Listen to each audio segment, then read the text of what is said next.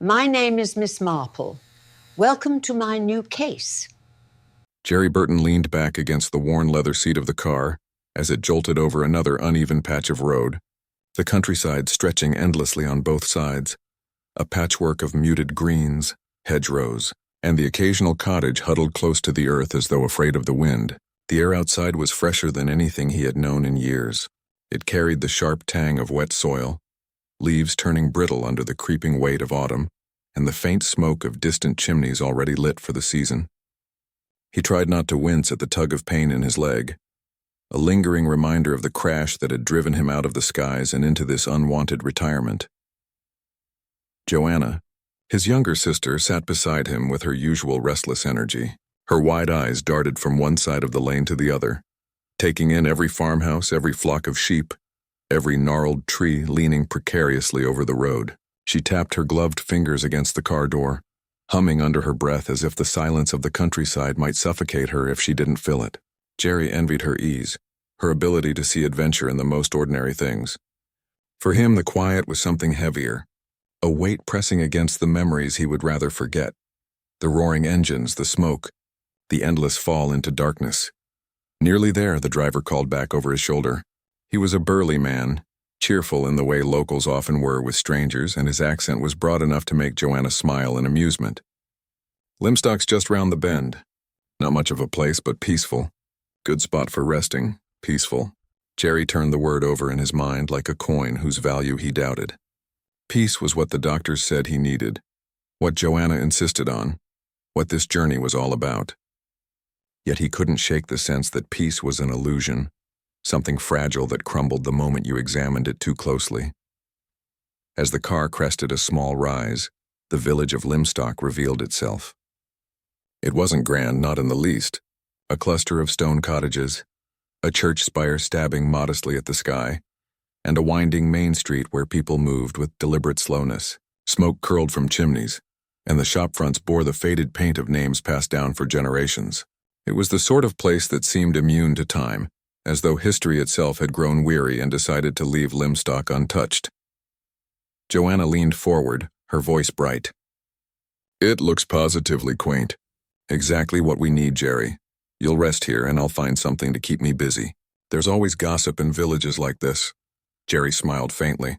Joanna's hunger for society was as predictable as the rain. For himself, he felt a twinge of uncertainty. The stillness of the place pressed against him, and he wondered if, in that silence, the echoes of his own thoughts would grow too loud to bear. The car rattled down into the heart of the village, past the churchyard with its crooked headstones, past the narrow lanes branching off like secret passages. Children in worn coats paused their play to stare, their eyes wide with curiosity. An elderly woman peered from behind lace curtains, her lips moving in silent speculation. Jerry felt like a spectacle, an outsider invading a world that had existed comfortably without him. They drew up at the house that was to be theirs for the coming months. It stood slightly apart from the rest of the village, a gray-stoned dwelling with ivy crawling hungrily over its walls. The windows, narrow and uneven, seemed to peer down at them with a kind of reserved disapproval, as though questioning whether they were fit to live within its walls. Joanna, of course, was delighted. It's perfect, she declared, springing out of the car before Jerry could protest. Atmospheric, don't you think? I adore old houses. They have character. Don't frown like that, Jerry. It's charming in its way. Jerry let the driver help him out, leaning on his stick with a grimace. The house loomed taller than it had seemed at first, and its silence was oppressive. Still, it was solid, and solid was what he needed. He followed Joanna up the path, his footsteps crunching on gravel dampened by the morning mist. Inside, the air was cooler, touched by the faint mustiness of disuse. The rooms were shadowed, the ceilings low, the furniture sparse but sturdy. Joanna flitted from one room to another, throwing open windows, exclaiming at the fireplace, the beams, the odd little alcoves. Jerry moved more slowly, absorbing the atmosphere, the weight of history in the walls. He told himself that here perhaps he might find the stillness to mend, not just the body, but the mind that carried too much. It was late afternoon by the time they had settled, their trunks stacked neatly, the kettle whistling in the kitchen. Joanna bustled about, preparing tea with the enthusiasm of a hostess expecting guests. Jerry sat by the window, looking out over the small garden where ivy and brambles waged a quiet war. Beyond, the lane curved away toward the village, disappearing behind a stand of elms. It was then he noticed the first of the villagers making their way toward the house. Word, it seemed, traveled quickly in Limstock. The vicar's wife arrived first, a brisk woman with sharp eyes and a voice that carried the authority of habit.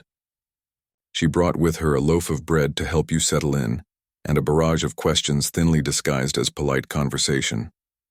Following her came a pair of elderly sisters, curious about everything from Jerry's injury to Joanna's taste in hats. Each visitor left behind not only words but a residue of something unspoken, a watchfulness, a measuring of these new arrivals. By evening, Jerry felt the weight of it pressing on him. Limstock might be small, but it was alive with observation, with whispers carried from one doorway to the next. He knew instinctively that nothing remained secret here for long. Joanna, oblivious, was charmed. She laughed, she gossiped, she drew people out with ease. Jerry, on the other hand, withdrew into silence. The murmurs of the villagers stirring an unease he couldn't name. That night, as he lay awake listening to the creaks and sighs of the old house, Jerry thought about the word the driver had used. Peaceful. Was this peace? Or was it simply the calm before some inevitable storm? The air felt heavy with the promise of something waiting just beyond the edge of perception, something that would soon intrude upon the quiet facade of Limstock. The next morning dawned crisp and pale, the village wrapped in a hush that seemed almost reverent. Jerry sat at the small writing desk in the sitting room, attempting to put thoughts to paper, when the sound of footsteps on the gravel path caught his attention. He glanced up to see the postman approaching, his gait steady, his satchel swinging at his side. Joanna, already at the door, received the day's delivery with a cheerful greeting. Among the bills and circulars was an envelope without a return address, the handwriting awkward, almost childlike. Joanna frowned, curiosity piqued, and tore it open. The words inside were brief, scrawled in uneven letters, and their meaning struck with the suddenness of a blade. Jerry watched her expression change, from curiosity to confusion, to a flicker of disbelief. "What is it?" he asked, his voice sharper than intended. Joanna hesitated, then handed him the letter. He read it, his stomach tightening with each ugly word. It was an accusation, cruel and unfounded, written with deliberate malice. No signature, no clue to its author, just venom poured onto the page. For a long moment the siblings sat in silence, the letter lying between them like a coiled snake. Jerry felt the unease of the previous night solidify into certainty. The village of Limstock, with its quiet lanes and friendly faces, was not as it appeared. Beneath its surface something dark moved, something that had now reached into their very home. The letter lay between them on the breakfast table, its coarse handwriting still vivid in the pale morning light. Joanna had pushed aside her teacup, forgotten entirely, while Jerry turned the sheet over again and again as though the mere action might conjure up an explanation. There was none, of course. Anonymous cruelty rarely carried logic. It thrived in shadows, in the safety of concealment, and in the damage it could inflict with the simplest of words. Joanna, being Joanna, was the first to break the silence. What a filthy mind someone must have. Honestly, Jerry, can you imagine? Writing things like this to complete strangers. She shook her head, her lips pressing together in a mixture of outrage and fascination. Jerry did not answer at once. His instinct was to crumple the letter, to toss it into the fire and pretend it had never come. But the sting of its words clung to him. They had only just arrived in Limstock, and already they were dragged into something unpleasant, something poisonous. He was not a man inclined to superstition, yet there was something about the timing that felt ominous. Perhaps it was meant for someone else, Joanna suggested after a pause, though her tone lacked conviction. You know how postmen can be. A simple mistake. There's no reason for anyone to target us after all. We've barely been here 2 days. Perhaps, Jerry said, though he did not believe it. The letter had been addressed correctly. His name, his house, written in those crooked, almost clumsy letters. There had been no mistake. It was deliberate. The rest of the day carried on with the outward appearance of normalcy. Joanna busied herself with arranging flowers, making notes about which shops to visit, and talking endlessly about the people they had met the day before. Jerry, however, found himself restless. The village he had looked upon with such wary curiosity now seemed to lean closer, every glance from a passerby heavy with hidden meaning. He could not help wondering which of those polite smiles masked the hand that had penned the letter. When the post came again the following morning, Jerry half expected another anonymous missive. There was none. The relief was fleeting, tempered by a creeping awareness that the first had been enough to plant suspicion. He began to watch faces too closely, to weigh words too carefully, and the quiet of Limstock no longer felt like peace but a hush before something spoken too loudly might shatter it. Their next notable encounter came in the form of a social call. Mrs. Symington, wife of the local solicitor, arrived at their door accompanied by her 2 children. She was a tall woman, composed with a manner that spoke of quiet efficiency and careful propriety. Her children were polite, well-dressed, though the girl, Megan, if Jerry remembered correctly, seemed to hang back, awkward and ill at ease. "I do hope you are settling in," Mrs. Symington said, her voice measured. "It can be difficult, I think, moving into a place so very established. One never quite knows what to expect from a new house, or from new neighbors." There was nothing in the words themselves, but Jerry, still attuned to the unease of the letter, caught the faintest glimmer of double meaning. He wondered if Joanna felt it too, but she was all smiles, offering tea, praising the village, and chatting brightly about London. When the visitors departed, Jerry lingered at the window, watching their figures retreat down the lane. Megan stumbled once, earning a sharp glance from her mother, and Jerry felt a brief surge of pity for the girl. There was something lonely in her walk, something withdrawn. He understood the feeling all too well. Later that week, as if summoned by some unspoken current, the vicar called upon them. Reverend Dane Calthrop was a curious figure, thin and wiry, with eyes that seemed to see further than politeness allowed. His wife accompanied him, brisk and efficient as before. Conversation turned inevitably to village matters, and it was then that Jerry first heard the subject spoken aloud. "There have been letters," Mrs. Calthrop said suddenly, her voice clipped, her eyes flicking between Jerry and Joanna. "Nasty things. Anonymous, of course. Quite a scandal. Though one tries to keep these things quiet, I dare say you'll hear of them sooner or later, so it's better you know now." Jerry felt the weight of her words settle cold in his chest. Joanna, ever unguarded, gasped. "Letters? You mean like the one we—" She caught herself just in time, biting down on the rest of the sentence. But the pause had been enough. Mrs. Calthrop's gaze sharpened. "Ah, so you've had one then." The silence that followed was damning. Jerry felt irritation prick at him, not at Joanna, who could hardly help her candor, but at the inevitability of it all. He had wanted to dismiss their letter as an isolated incident, some cruel prank. But if others had received them too, it meant something larger was at play. Best not to dwell on it, Reverend Calthrop said gently, though there was a tension about him, a faint tightening of the mouth. "They are unpleasant things, but often the work of a troubled mind rather than genuine malice. One mustn't give them more power than they deserve." Jerry inclined his head, though the words did nothing to ease his unease. If others in Limstock had received similar letters, then the matter was no trivial prank. It was a pattern, deliberate, methodical, and its shadow was spreading over the village. That night, unable to sleep, Jerry stood at the window once more, gazing down at the lane bathed in pale moonlight. The village lay still, its houses silent, yet he could not shake the image of unseen hands moving behind closed doors, unseen eyes watching. Somewhere in that quiet sprawl of cottages was the mind that had birthed those words, that venom, and the thought lodged itself in his mind like a splinter. The next day brought confirmation. In the post office, while Joanna busied herself with stamps and small talk, Jerry overheard 2 women speaking in hushed tones. Their words carried the thrill of gossip edged with fear. Said Mrs. Symington had one too. "Quite dreadful. No one knows who's writing them. Not the first, either. Old Mrs. Baker received one last month, and the poor woman hasn't been herself since. They say it's been going on for weeks. Perhaps longer." Jerry stepped out of the shop into the crisp air, the voices echoing in his ears. Weeks, perhaps longer. This was no isolated incident. The village was infected, its people whispering, glancing sideways, wondering who might be guilty. And in that infection lay the true danger, not merely the words themselves, but the poison of suspicion they spread.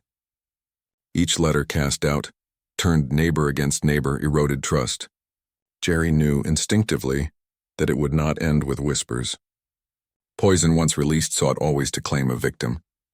The atmosphere in Limstock thickened as the days wore on, the presence of the letters transforming the village's quiet charm into something darker, something that pressed on Jerry's chest every time he stepped out into the cobbled street. The whispering had grown louder, though never quite direct. It lingered in the shop doorways, in the tilt of heads that stopped speaking when he passed, in the faintly guarded tone people adopted when exchanging pleasantries. Joanna, at first dismissive, now walked with a new sharpness in her gaze, her cheerfulness somewhat tempered. She might still laugh, still chatter brightly to the shopkeepers, but Jerry knew his sister well enough to see beneath the surface. She was unsettled, perhaps even afraid, though she would never admit it aloud. The most profound change came in their visits with the Symingtons. At first, Mrs. Symington had seemed nothing more than what one would expect of a solicitor's wife, composed, reserved, with a kind of detached dignity.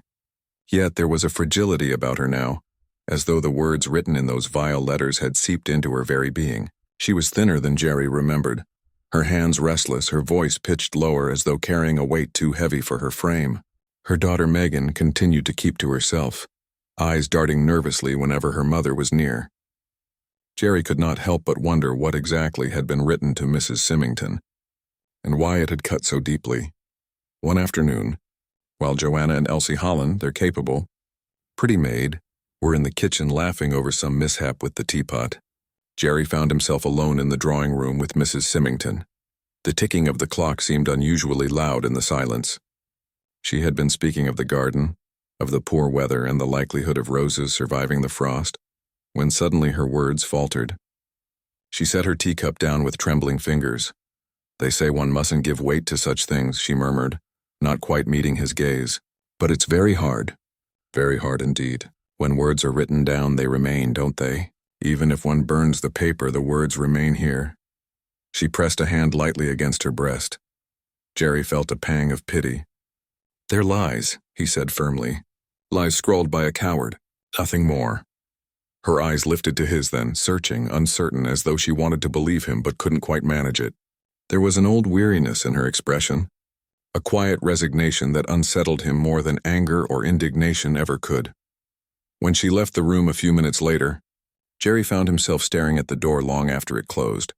Something was slipping through Mrs. Symington's grasp, something she could not hold against the tide of malice flowing unseen through Limstock.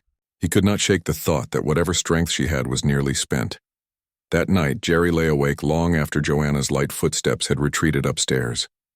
He had tried to read, but the words on the page blurred into nonsense. The letter they had received remained locked in the desk drawer, yet he could not escape its memory.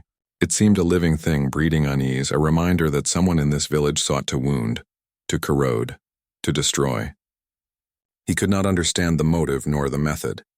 All he knew was that the poison was spreading, and it would claim someone if it hadn't already. The claim came sooner than he expected. It was a Tuesday, gray and damp, when the news reached them. Joanna burst into the sitting room, her face pale, her usual composure rattled. "Jerry, Mrs. Symington, she's dead." The word struck him like a physical blow. He rose unsteadily, gripping the edge of the chair. "Dead? What do you mean, dead?" They say it was suicide." Joanna's voice faltered, her eyes wide with disbelief. "They found her in the sitting room. A bottle of poison beside her.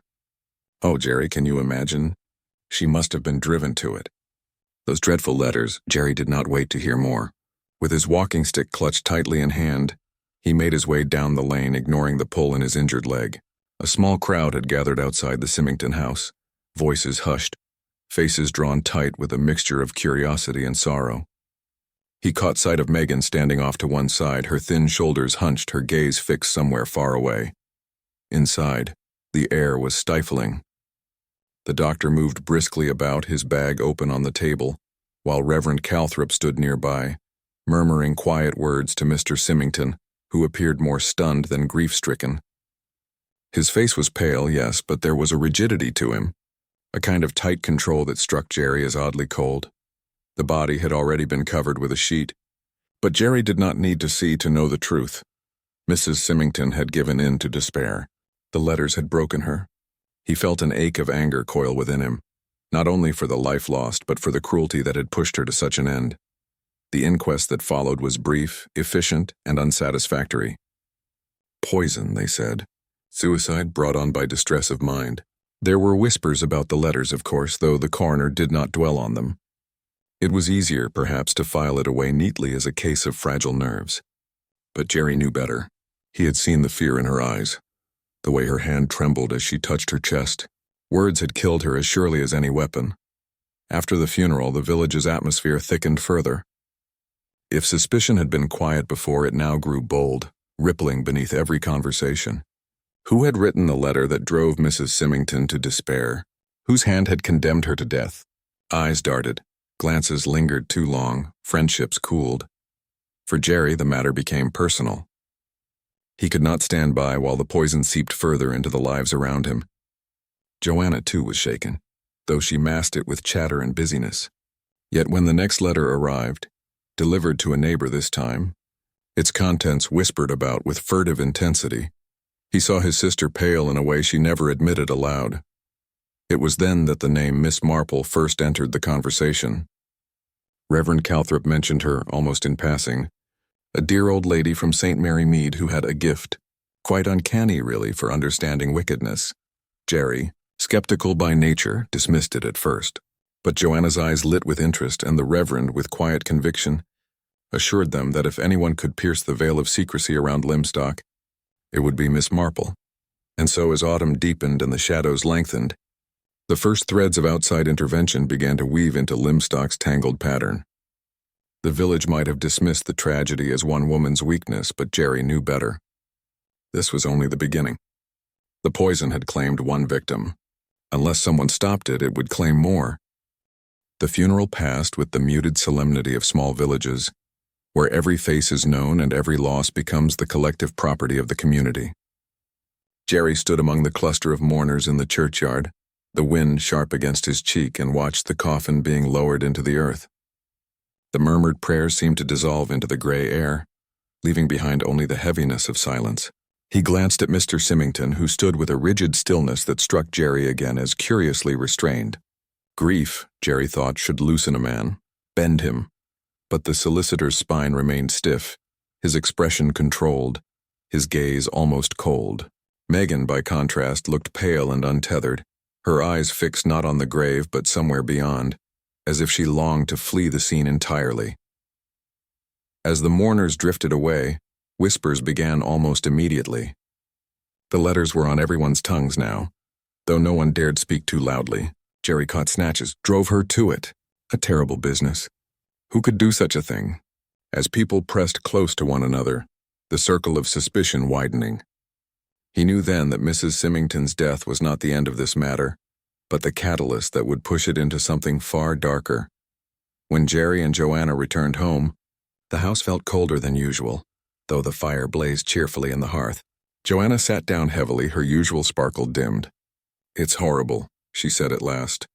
"She was so quiet, so proper, and now she's well gone. And everyone knows why. Everyone's talking about the letters. Do you realize what this means, Jerry? It means whoever is writing them has blood on their hands." Jerry nodded grimly. "And it means they won't stop. They've found power now. The worst thing you can give a poison pen writer is the proof that their words can kill." Joanna shivered and reached for her cup, though her hands trembled slightly as she lifted it. For once she did not try to disguise her fear with chatter. In the days that followed, Jerry noticed a subtle but undeniable shift in the village's behavior. People who once smiled freely now kept their greetings short, eyes darting away. Old friends avoided each other in the street, their suspicion palpable. The postman, once jovial, now delivered letters with a visible discomfort, as though fearing what poison his satchel might contain. The air was thick with distrust, and every household seemed to retreat behind closed doors earlier than before. Lamps dimmed, curtains drawn tight against the night.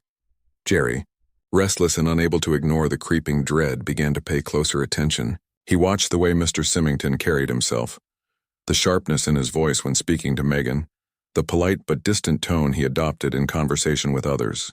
He noticed the way Elsie Holland, the pretty, efficient nursemaid, seemed to move with nervous energy, her eyes darting as though she were aware of things left unspoken. It was in these small details that Jerry began to sense the deeper currents running beneath Limstock's surface. One evening, not long after the funeral, Jerry found himself walking slowly along the lane toward the churchyard. The air was heavy with the scent of damp earth, the ground soft beneath his stick. He had no clear purpose in mind, only a need to move, to think. At the churchyard gate he paused, his gaze settling on the fresh mound of earth where Mrs. Symington now rested. There was a loneliness about it, a finality that pressed on him. He thought of her trembling hands, her weary eyes, and he felt again the quiet rage that someone's cowardly scribbles had ended a life. Behind him, footsteps crunched. He turned slightly and found Megan standing a few paces away. She looked smaller than ever in the fading light, her coat too large for her thin frame. She met his eyes only briefly before looking back toward the grave. She didn't want to die, Megan said softly, her voice almost lost to the wind. She was afraid. I could see it. She didn't want to, but she couldn't fight it anymore. Jerry felt a tightness in his chest. He wanted to reassure her, to offer some comforting platitude, but the truth held him silent. Instead, he said gently, "Do you know what was in the letter she received?" Megan shook her head. "No, she never told me. But I know it must have been something terrible, something she believed." Her voice broke slightly. "People always believe the worst, don't they?" Jerry wanted to deny it, but he couldn't. In his own mind, the words of their own letter still lingered, foul and absurd, yet impossible to dismiss completely. That was the danger. The seed once planted refused to die. They stood in silence a while longer, the chill deepening, before Megan turned abruptly and hurried back down the lane. Jerry watched her go, troubled not only by her sorrow but by the sense that she carried a secret of her own, something unsaid that weighed heavily on her young shoulders. Back at the house, Joanna greeted him with a strange expression. "You missed our visitor," she said. Mrs. Calthrop came by. Jerry raised a brow. "What did she want?" "To tell us that something must be done. She says the police are making inquiries, but she doesn't trust them to understand the sort of evil this is. She mentioned again that woman from St. Mary Mead, Miss Marple. She seemed quite insistent that we ought to write to her." Jerry considered this in silence. The idea of bringing in an elderly lady to untangle the web of malice seemed absurd on the surface. But then he remembered Mrs. Symington's hollow eyes, the way the letters seemed to eat into the very soul of those who received them. Perhaps it did take someone with an unusual gift, someone who could see beyond appearances. That night, as he sat by the fire while Joanna dozed in her chair, Jerry thought about the unseen hand that had scrawled those cruel words, the same hand that had driven a woman to poison. Whoever it was, they were still out there, moving silently through the village, writing, watching, waiting. He thought again of Megan's words. People always believe the worst, and realized how terribly true that was. It was only a matter of time before the next letter arrived, and when it did, Jerry knew the fragile fabric of Limstock might tear completely. The day after Mrs. Calthrop's visit dawned unusually bright, sunlight piercing through the thinning clouds as if to mock the heaviness that clung to Limstock. The post arrived late, carried by the weary postman whose cheery whistle had long since died away. Jerry, watching from the window, saw the man hesitate at nearly every gate, his shoulders hunched as though the letters in his bag carried not messages but curses. When their own letters were pushed through the slot, Joanna made no move to collect them. For once, her usual impatience with correspondence was replaced by reluctance. Jerry picked them up instead, flipping quickly through the envelopes, his stomach tightening at the sight of a familiar slanted hand. It was another letter. He opened it, his pulse quickening. The words inside were more venomous than before, more carefully aimed. This one carried an accusation so vile it seemed designed not merely to wound but to infect, to spread like a disease into every corner of life. Joanna read it over his shoulder, her face flushing crimson, then pale. She crumpled the paper in her hand and threw it into the fire, but Jerry had already committed the words to memory. He knew that destroying the letter would not erase the damage. That afternoon, word spread like wildfire. Another death. Agnes, the Symingtons' maid, had been found in the milliner's workroom at the back of the high street, strangled with a length of twine. The girl had gone missing the night before, and now she was discovered lifeless, her eyes wide in a frozen mask of terror. Whispers surged that she had known something, that perhaps she had been the one to see who slipped the poison into Mrs. Symington's glass. Jerry, listening grimly to the scraps of gossip carried from house to house, realized the village had tipped from unease into panic. The letters had been terrible enough, but now blood had been spilled twice. When Jerry and Joanna visited the Symington house later that day, the atmosphere was leaden. Mr. Symington received them with a measured calm that Jerry found almost unnatural, though his voice broke slightly when he spoke of Agnes. She was a good girl, he said, flighty at times but good-hearted. She must have stumbled onto something she shouldn't have seen. Elsie Holland, the nursemaid, hovered nearby, her eyes wide and anxious. Her hands never seemed to rest, smoothing her apron, twisting a handkerchief. Jerry noticed that she avoided looking directly at Mr. Symington, as though there were some unspoken tension between them. Megan sat slumped in a corner, silent as stone, her gaze fixed on the floor. She looked more alone than ever, shrinking further into herself with each new calamity. The police began their questioning with renewed vigor. Inspector Graves, summoned from the county, was a man of deliberate manner, his every word carefully measured. Jerry watched him as he interviewed the townsfolk, noting the way suspicion hardened in his eyes at the smallest inconsistency. The inspector made no secret of his belief that the letters were not merely malicious pranks, but part of something larger, something calculated. "This is no amateur's work," he said during one interview Jerry overheard. "This is someone who knows exactly how to wound and where." Joanna, meanwhile, found herself increasingly unsettled. "It's like living in a nightmare," she said one evening, pacing the drawing room. "Everyone's afraid, everyone's suspicious. You can't smile at someone without wondering if they've written something foul about you in the dark. Jerry, we can't go on like this. Someone must stop it." Jerry thought of Mrs. Calthrop's quiet insistence of the name she had pressed upon them. Miss Marple. It sounded almost ridiculous, an elderly spinster from a distant village, but something about the calm certainty with which Mrs. Calthrop had spoken lingered with him. Perhaps, Jerry thought, wisdom did not always wear the face one expected. The next morning, Megan appeared at their door, pale and trembling.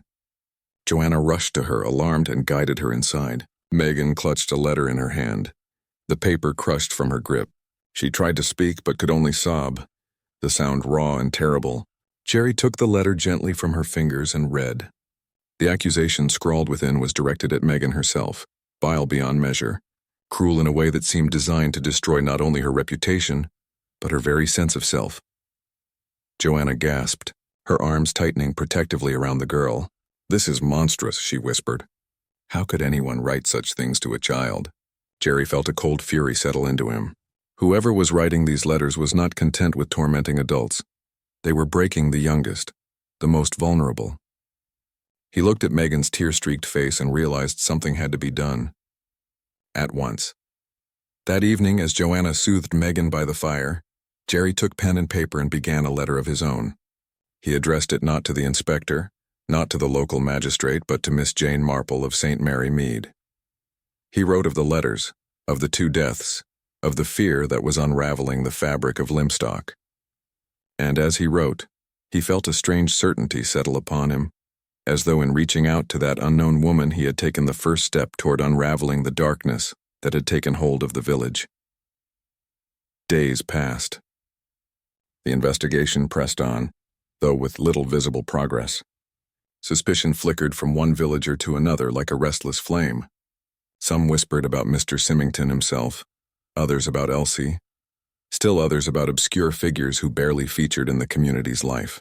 No one was above suspicion. No one was truly safe. Then one morning, Miss Marple arrived. She came without fuss, stepping from the train with her neat hat and her gloved hands, a small elderly woman who might have been mistaken for anyone's kindly aunt. But Jerry saw at once in the sharpness of her eyes and the gentle firmness of her voice that she carried with her an understanding deeper than appearances. She listened more than she spoke, nodding quietly as Jerry explained what had happened, her gaze never once leaving his face. Later, as she sat with Joanna and Megan, she said softly, "Human wickedness, you see, is very much like a weed. It grows quickly in the cracks of small places where everyone knows everyone's business. And once it takes root, it can be very difficult to pull out." She folded her hands neatly in her lap and smiled faintly. but I have pulled out more than one weed in my time." It was the first moment since the letters had begun that Jerry felt a genuine flicker of hope. Miss Marple's presence in Limstock was at first so unassuming that Jerry almost doubted whether she could truly help. She spent her first morning quietly, knitting in the corner of their sitting room while Joanna chatted nervously and Megan stared into the fire. Yet though her hands moved nimbly with the needles, her eyes wandered to every corner of the room, resting lightly on Megan's pale face, on Joanna's restless pacing, and finally on Jerry himself, as though measuring him not by his words but by the silences between them. When Joanna grew too restless, Miss Marple laid her knitting aside and said gently, "My dear, grief and fear make people act in strange ways. We must try to see beyond the surface if we want to understand what lies beneath." That afternoon she asked, almost casually, whether Jerry might show her the village. He did so, though with a slight sense of embarrassment. To lead a frail elderly woman through streets now thick with suspicion seemed absurd, but she kept pace with him steadily, her small figure moving with surprising resolve. At every shop, every gate, she paused to greet people, asking small questions in a voice so mild that no one thought to guard themselves. Jerry saw the way eyes softened as they met hers, how tongues loosened. In less than an hour, she had gathered more about the rhythms of the village than Jerry had managed in weeks. At the Symington house, she spoke gently with Elsie Holland, who responded with hurried courtesy, but could not quite mask the nervous flutter of her hands. Miss Marple noticed, though she said nothing at the time, merely thanking the girl for her kindness and remarking on her neatness. Megan, when she appeared in the hallway, received a longer look.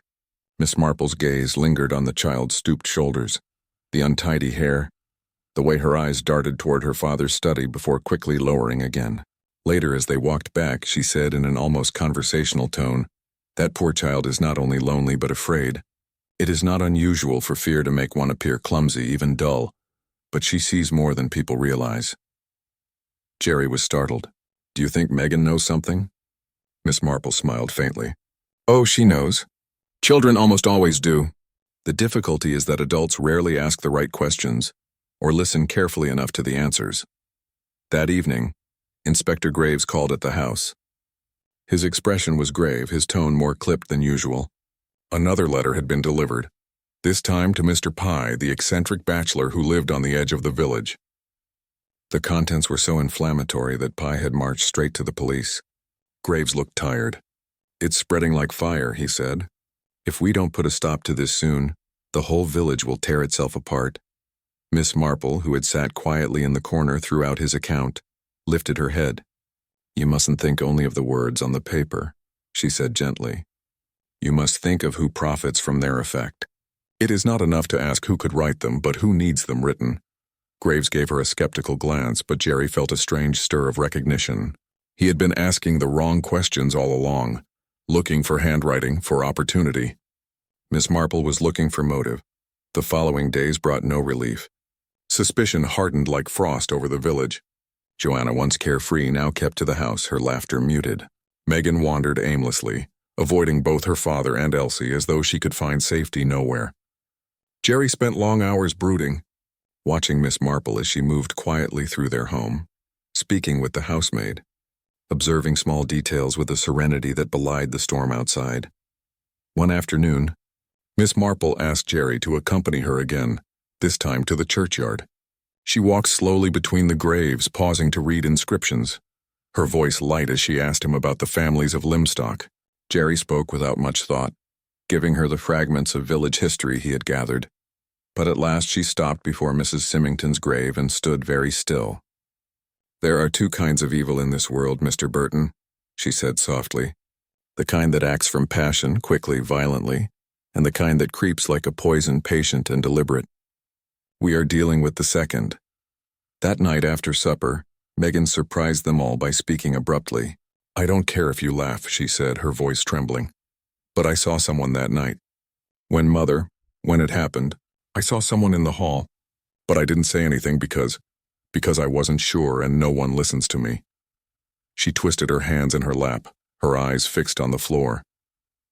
Jerry leaned forward, his pulse quickening. "Who did you see, Megan?" She hesitated. "It was Elsie. I thought it was odd, her being there when she should have been upstairs. But maybe I imagined it, Joanna gasped while Jerry sat frozen. Elsie, the efficient, bright-faced nursemaid? The idea seemed absurd. Yet Miss Marple only nodded slightly, her expression unreadable. "It is very important that you told us, my dear," she said gently. "What seems small to you may be very important indeed." Over the following days, Miss Marple wove her net quietly.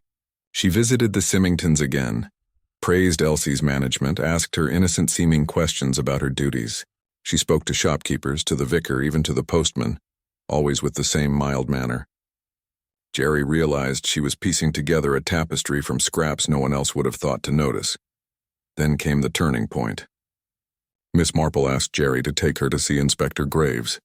In his office, she spoke with quiet authority. "You are looking for the writer of the letters," she said, "but you must see that the letters are not the beginning. They are the disguise. The true crime is hidden behind them.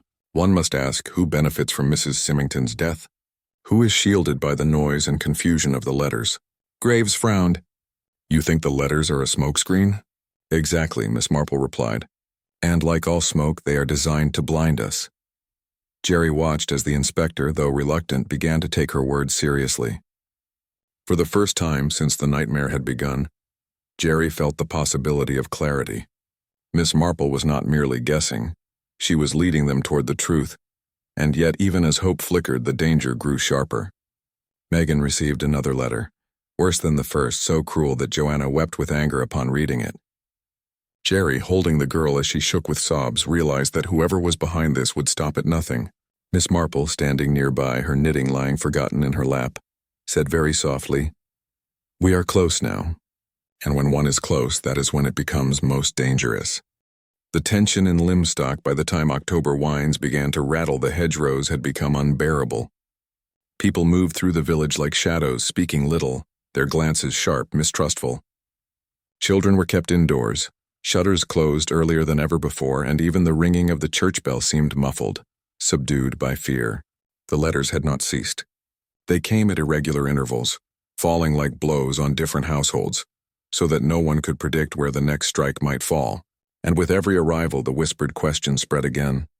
Who was it among them that had turned into such a monster?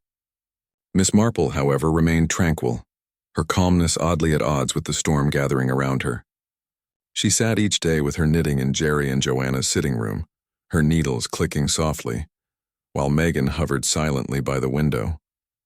Joanna, who was not easily impressed, began to watch the old woman with a curious mix of respect and frustration. "She just sits there," she whispered once to Jerry, "as though she hasn't a care in the world. And yet I swear she knows more than the police do." Jerry had begun to feel the same, for though Miss Marple rarely pressed her thoughts, she asked questions that revealed the subtle edges of her thinking. She asked who collected the post in different households, who left their doors unlocked, who borrowed pens or paper from neighbors. She asked about Agnes, about her habits, her acquaintances, about whether she had been frightened in the days before her death. And always she listened to Megan with a special gentleness, as though coaxing from her some secret too fragile to be handled roughly. The breakthrough came not in a dramatic revelation, but in a quiet moment by the fire. Megan, her face pale and drawn, was struggling to describe something she had overheard. "It was after Mother died," she murmured, her hands twisting nervously in her lap. "I was coming down the stairs and I heard Father's voice. He was speaking low to Elsie. I didn't hear it all, but he said something about being safe now. And Elsie said, 'But what if they find out?' Then they stopped talking because they heard me, I think." Jerry froze, his pulse quickening, while Joanna's eyes widened with horror, but Miss Marple only nodded as though she had expected it. She reached out and patted Megan's trembling hand. "That was very brave of you, my dear," she said softly. "You have remembered something very important."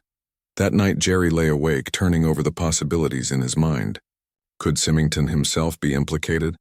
The respectable solicitor, whose grief seemed so carefully measured? The thought chilled him, but he could not deny that the puzzle pieces, once scattered, were beginning to arrange themselves differently. He thought of Miss Marple's words, "One must ask who profits." And indeed, with Mrs. Symington gone, certain things, domestic arrangements, financial matters, shifted in ways that might not be obvious at first glance. Miss Marple, however, was not ready to speak openly.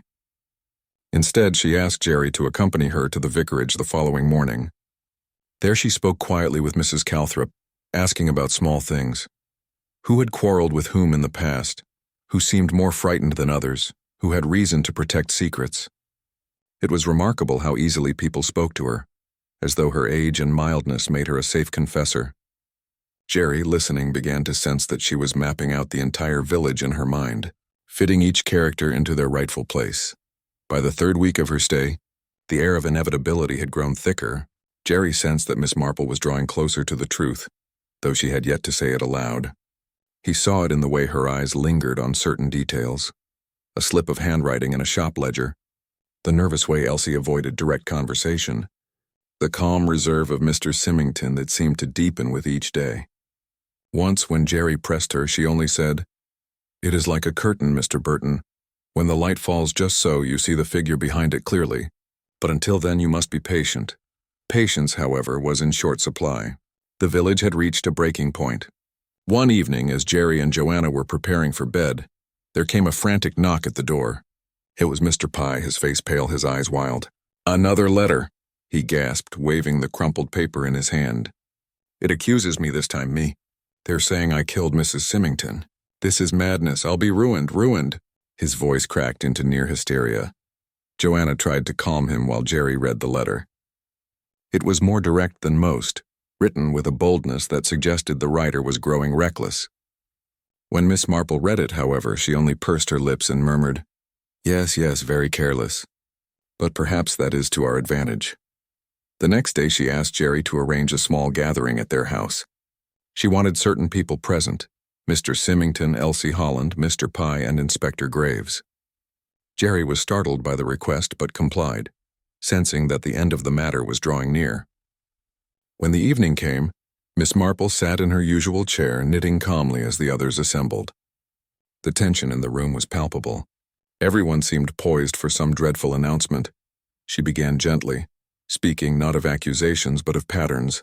She spoke of human nature, of how malice often masqueraded as something else, how evil sometimes wore the most respectable face. She reminded them of Agnes, of her sudden death, and of how convenient it had been that her voice was silenced.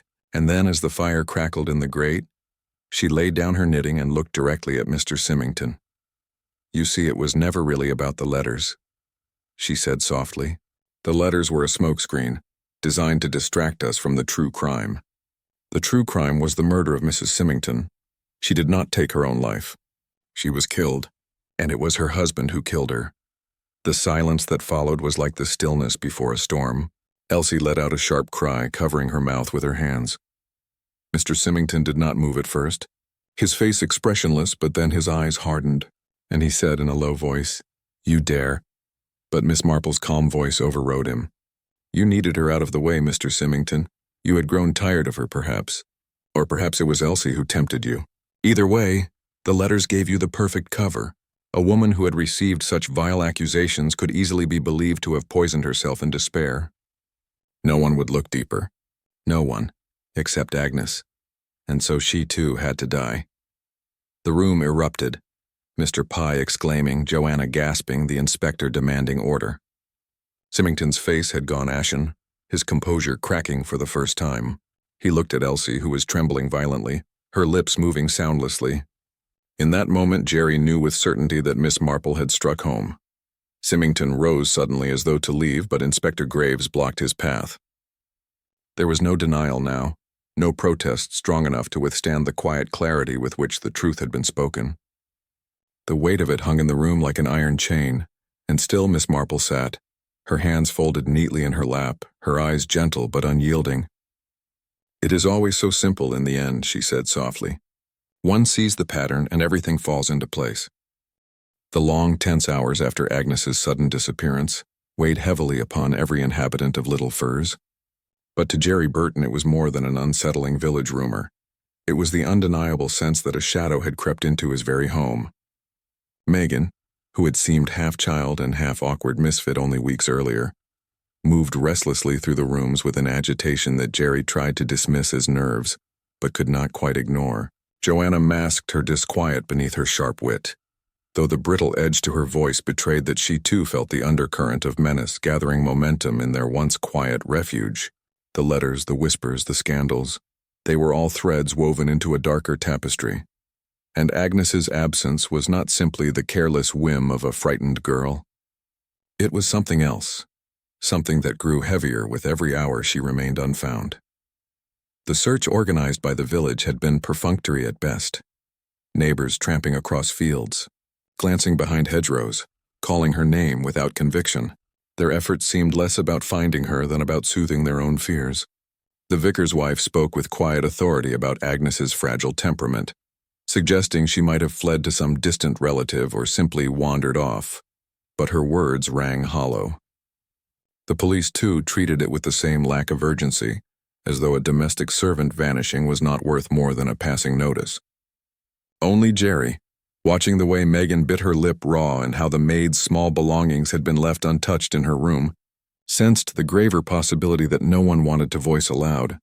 Miss Marple, seated quietly by the hearth when Jerry happened upon her that evening, had been listening more than speaking.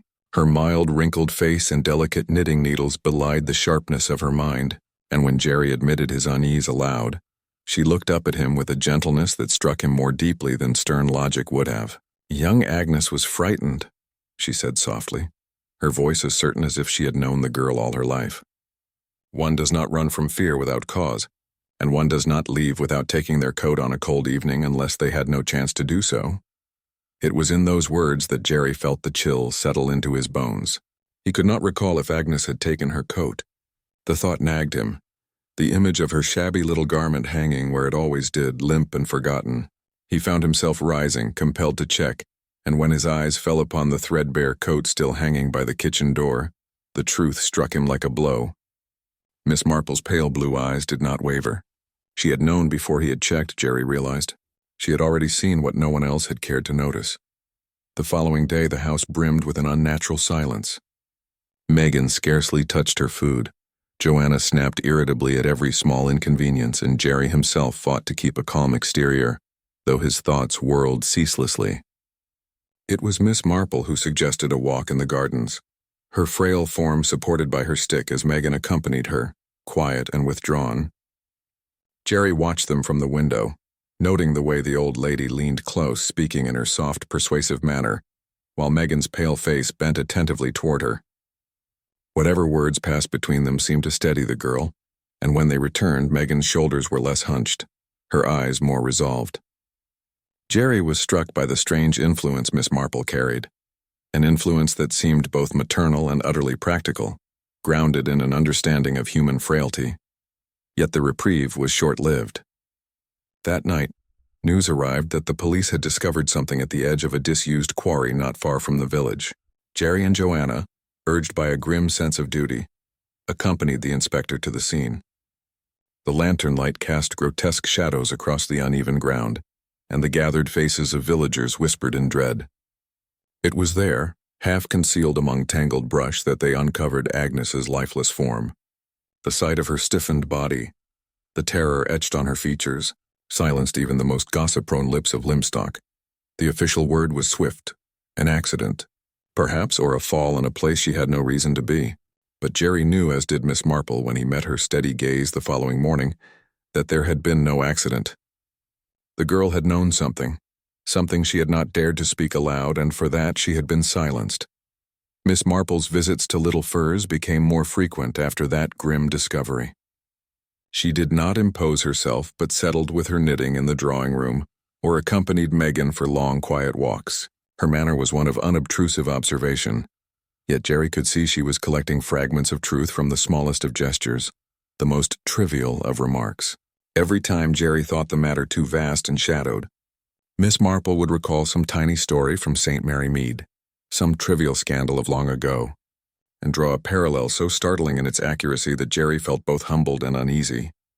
Joanna, despite her outward show of bravado, confessed one evening in a rare moment of candor that she feared what might happen next. "It isn't just Agnes," she said, her voice low as though walls themselves might overhear. "It's all of us, Jerry. We're pawns in some sick game. I used to think these letters were just nasty amusements, but now I don't know. It feels as though we're all marked in one way or another. Jerry could not disagree.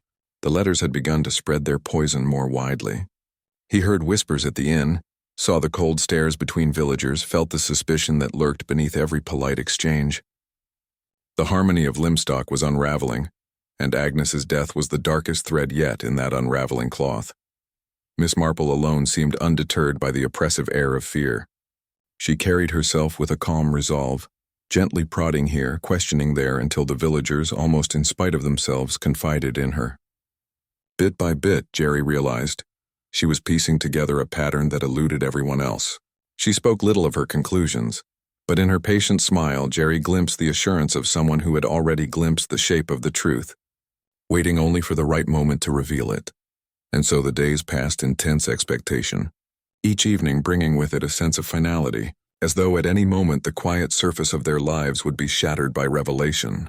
For Jerry, the weight of it grew harder to bear, not only because of the fear for their safety, but because of the growing bond he felt with Megan, whose awkwardness was slowly giving way to a quiet strength under Miss Marple's guidance.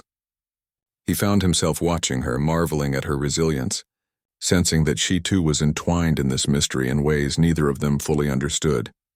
It was into this atmosphere of dread and unspoken questions that the next development struck. A letter, unlike the others, delivered not to some distant villager, but directly into the heart of Little Furs. Its venomous lines carried not vague insinuation, but pointed accusation, aimed squarely at Joanna. And in that moment Jerry understood that the danger was not merely creeping along the edges of their lives, but had reached directly into his home, tightening its grip with ruthless precision. The letter that had arrived for Joanna sat on the table like a coiled snake, its presence more menacing than the words scrawled upon it. Jerry had read it once, then again, trying to steady his anger, but no amount of rereading softened the malice embedded in the lines. Joanna herself had laughed, a brittle, defiant laugh, as though mocking its contents might rob it of its power. Yet Jerry, who knew his sister too well, saw the tremor in her hands as she set her glass down, the way her eyes lingered a second too long on the fire. She was shaken, though she would never admit it aloud. Megan hovered uncertainly in the background, pale with alarm, while Miss Marple, seated serenely in her chair, observed the room as though every flicker of expression was another stitch in the fabric she was quietly weaving together. That night was restless.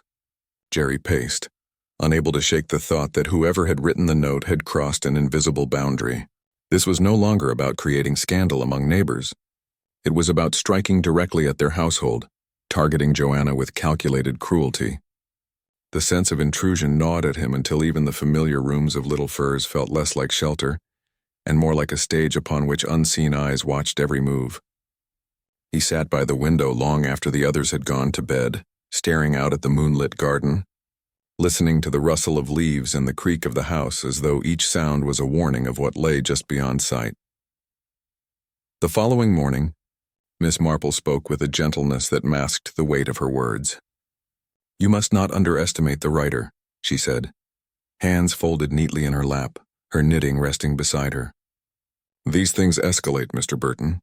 They do not remain as petty malice. Agnes's fate is proof enough of that. Whoever is behind this does not simply wish to wound feelings, they wish to destroy." Jerry felt the truth of her words like a blow. He had sensed it all along, but hearing it spoken aloud stripped away the last remnants of doubt. Joanna, overhearing, responded with her usual sharp tongue, insisting she would not be cowed by anonymous scribbles. But even as she spoke, Jerry noticed how she avoided the letter on the table, as though its very presence chilled her. The village, too, had shifted into a darker mood. Whispers thickened wherever people gathered, at the shop, the post office, outside the church. Suspicion ran like a current beneath every greeting. People began to cross the street to avoid one another. Friendships frayed under the weight of hidden accusations. Every household seemed to question the others, and in that atmosphere, the poison of the letters thrived. Jerry observed it all with growing unease, realizing how fragile the bonds of community truly were, and how easily a single hand could unravel them with carefully placed words. Inspector Nash returned, his presence brisk and professional, though Jerry sensed he, too, was unsettled by the way events had escalated. They spoke at length in the study, the inspector pressing Jerry for any detail, however small, about suspicious behavior among the villagers. Jerry found himself repeating the same observations, none of which seemed substantial. It was Miss Marple who offered the most insight, though she framed it in her deceptively simple way. "In my experience," she said, "such letters often come from someone close, someone within the circle, not outside it. An enemy from afar would not know the tiny details that make such poison believable. It is the intimate knowledge, the knowledge of daily lives, that gives them their sting." Nash regarded her with the polite skepticism he reserved for elderly ladies, but Jerry saw the flicker of thought behind his eyes. She had struck closer to the truth than the inspector cared to admit. The tension reached a new height when another death rocked the village. It was Mrs. Symington, found lifeless in her home, her face pale and still, a letter clutched in her hand. The verdict was swift, suicide brought on by despair over the cruel accusations hurled at her. But to Jerry the explanation felt too neat, too convenient. He stood in the Symingtons' dimly lit sitting room, staring at the half-empty teacup on the table, the faint smell of medicine in the air, and thought of Agnes, of the coat left hanging by the door, of all the small, overlooked details that Miss Marple seemed to notice instinctively. She too examined the scene with quiet concentration, her lips pressed thin. Later, as they walked back to Little Furs, she spoke in that measured tone of hers. "It is rarely so simple as it appears. One must always ask, who benefits? Suicide is easy to accept, because it asks nothing of us but pity. Murder, on the other hand, demands that we look at our neighbors differently." Jerry felt the words lodge in his chest. He knew then that Miss Marple was not convinced by the official verdict, and if she was not convinced, neither could he be. Joanna, shaken despite her brave front, admitted later that night that she felt the ground shifting beneath her. "First Agnes, now Mrs. Symington," she said, staring into the fire. "It won't stop there, Jerry, you know it won't." He tried to reassure her, but the words felt hollow. Megan, meanwhile, withdrew into herself in the days that followed, her awkwardness more pronounced, her silences heavier. Jerry found himself drawn to her, not out of pity but from a growing recognition of her sensitivity, her unpolished honesty in a world thick with deceit. She confided one evening haltingly that she felt watched wherever she went. Jerry, unsettled, promised to protect her, though in truth he wondered how much protection he could offer against an enemy who was everywhere and nowhere at once. The web tightened slowly, inexorably. More letters appeared, each one more vicious, more specific. The villagers grew suspicious of Jerry himself, whispering that the newcomer with his London manners and sudden appearance in their midst might not be as innocent as he seemed. Joanna, too, found herself the subject of speculation, her fashionable airs interpreted as vanity, her sharp tongue as malice. Jerry realized with bitter clarity that the poisoner was not merely spreading lies. They were turning the entire village upon itself, fracturing trust until suspicion was the only certainty left. And through it all, Miss Marple remained the quiet center, knitting her endless rows, speaking with soft authority, gently guiding conversations until small truths slipped out. Jerry began to understand her method, not blunt questioning, not forceful accusations, but the art of listening, of making others reveal themselves through the smallest of remarks. Each time she shared some seemingly irrelevant anecdote from her own village life, Jerry saw connections forming, threads tying Limstock's mystery to patterns long familiar to her. She was building something, an invisible structure of logic and human nature, and though Jerry could not yet see the whole of it, he trusted her more than he trusted the inspector's official reports. The chapter of suspicion and dread deepened as autumn winds swept through Limstock, rattling the windows of Little Furs and filling the evenings with uneasy silence. The household seemed suspended in a kind of waiting, as though the next blow was certain but its timing unknown. Jerry found himself listening for every creak, every rustle, every knock at the door, his nerves stretched taut. Megan clung more closely to Miss Marple. Joanna masked her unease with sharper wit, and Jerry himself wrestled with a mix of anger and helplessness. The truth, he realized, was drawing nearer, yet with each step forward the danger grew sharper. Someone in Limstock had already killed twice to protect their secret. There was no reason to think they would hesitate a third time. And when Miss Marple lifted her calm eyes to his across the firelight one evening, Jerry knew she understood that as well as he did, that the climax of this cruel game was close at hand, and that before long, the mask would slip and the face of the poisoner would be revealed. The days that followed Mrs. Symington's death seemed to stretch into one long blur, yet the tension in Limstock only sharpened. The streets grew quieter, shutters closed earlier in the evening, and neighbors greeted one another with forced cheerfulness that barely disguised the suspicion simmering underneath. Jerry felt it at every corner. The unspoken question in people's eyes, the furtive glances, the way conversations faltered when he or Joanna entered a room. It was not only the letters anymore. It was as though the poisoner had succeeded in twisting the entire fabric of the town, so that trust itself had withered. At Little Furs, the atmosphere was strained. Joanna tried to keep up her light-hearted defiance, but even she had moments when her shoulders slumped, when her laughter sounded brittle.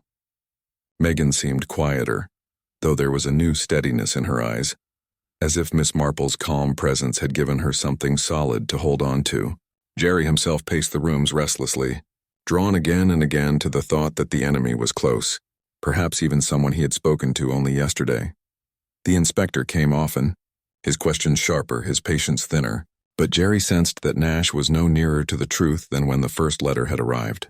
He was looking in the wrong places, chasing shadows, while the real culprit moved quietly, confidently, certain that the web they had spun would keep suspicion elsewhere. Jerry could not say why he was so sure of this, only that Miss Marple's quiet certainty had begun to seep into him as well.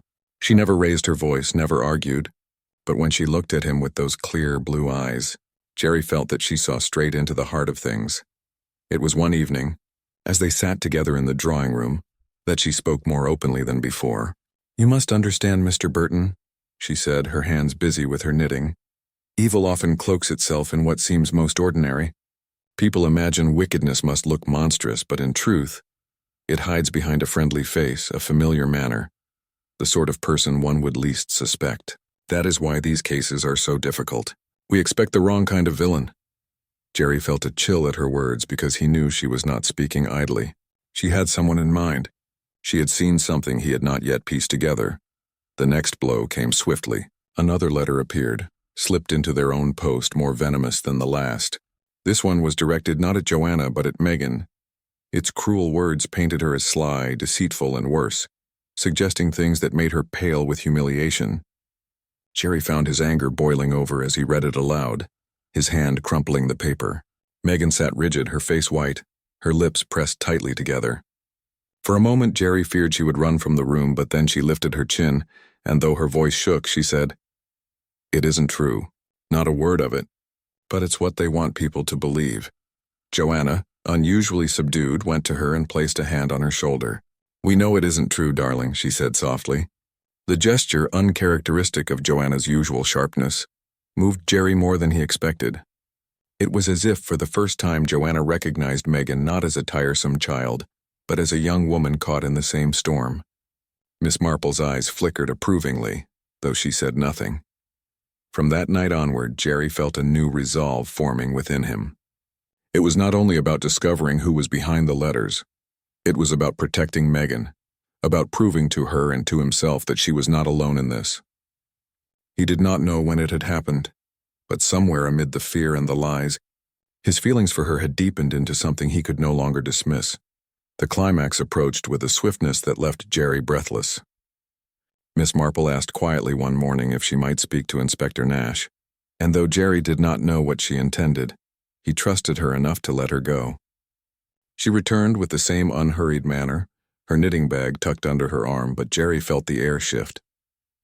That evening she asked if the household might gather. Himself, Joanna, Megan, and Nash as well. The request was so calmly put, so matter-of-fact that Jerry felt a shiver of anticipation. When they gathered in the drawing room, Miss Marple took her usual chair by the fire. She looked frail, almost insignificant, but when she began to speak, her voice carried with quiet authority.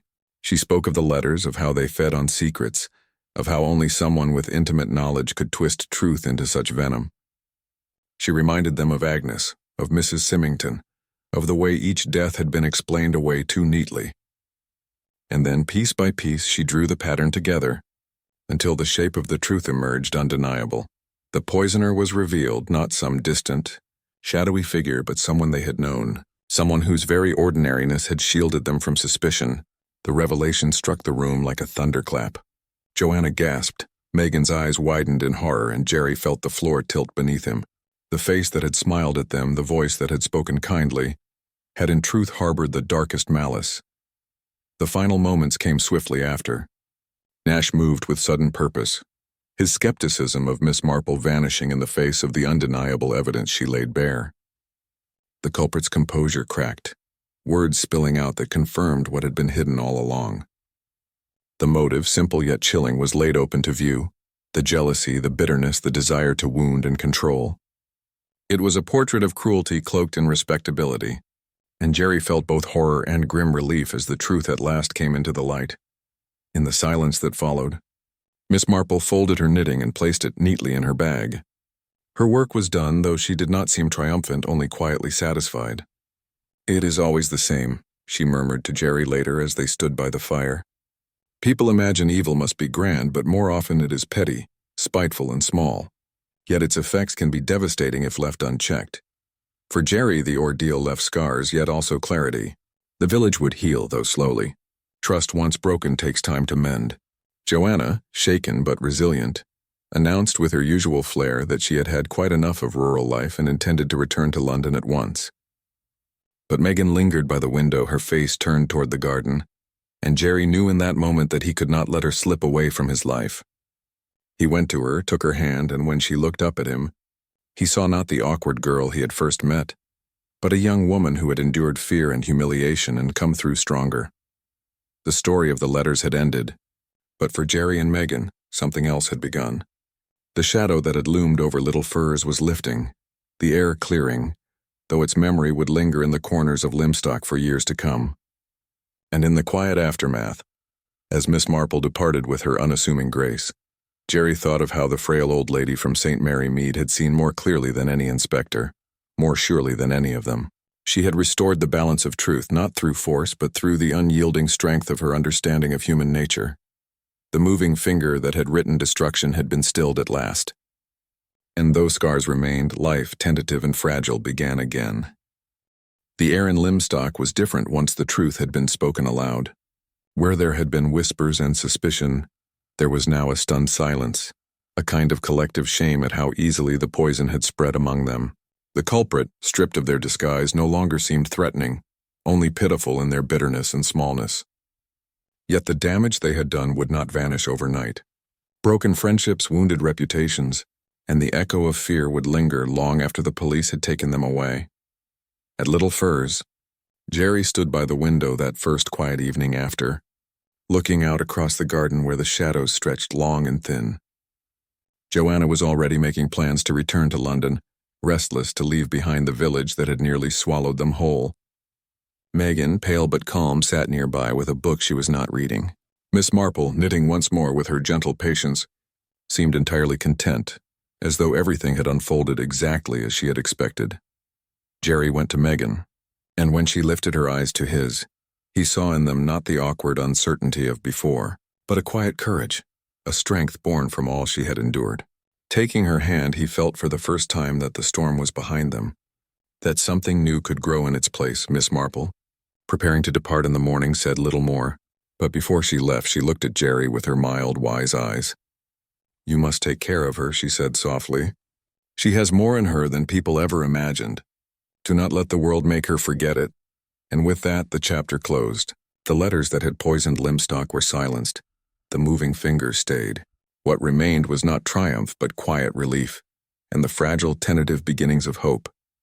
Life, wounded but resilient, stirred once again in the village, and for Jerry and Megan the ending was not truly an ending at all, but the start of something that might finally endure.